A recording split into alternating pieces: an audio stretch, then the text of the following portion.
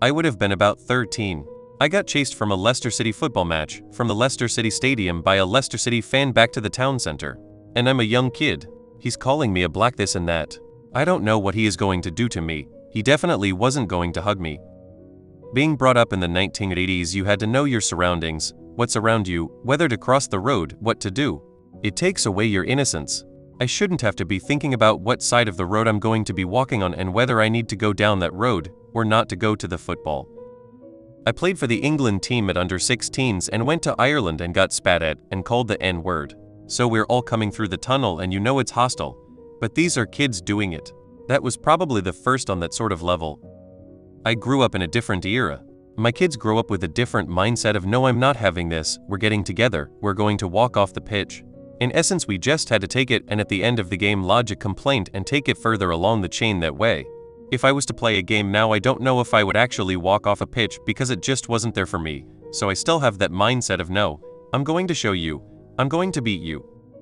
The toughest thing for a black player coming through the ranks and then making it is how you're perceived in the black community and that role model that you've got to present yourself in a certain way. That was tough for me because I knew that I was representing a community, so if I did something wrong it was a whole community that would suffer, not me. As a player, I experienced a lot of racism in the 1980s, particularly from the terraces, but it was something that existed in our game. Has racism gone away? I don't think so. Racism slurs used to come with a bad result for the club. There is now a bigger vehicle for those to express it.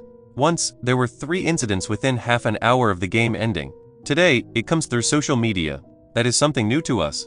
Twitter gives people a vehicle to show racism and vent anger. You became hardened to the racism.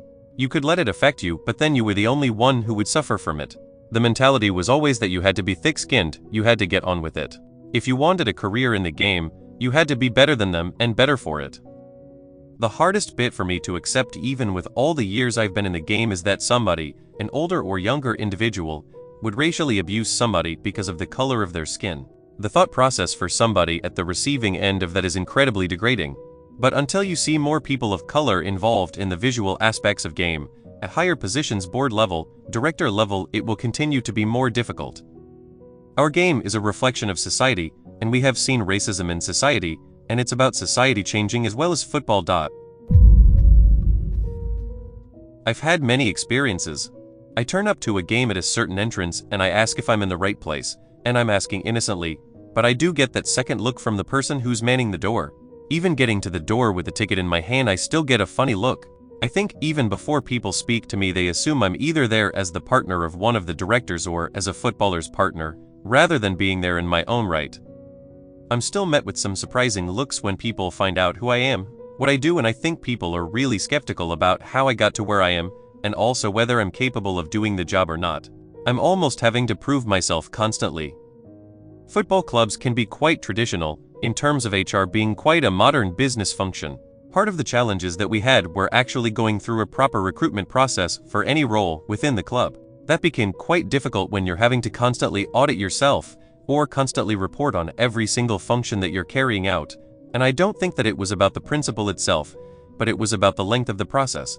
It's just about educating the people that you work with in terms of the importance of actually doing that, be it for a BAME candidate or a non-BAME candidate, and actually ensuring that you're getting the best people in the role.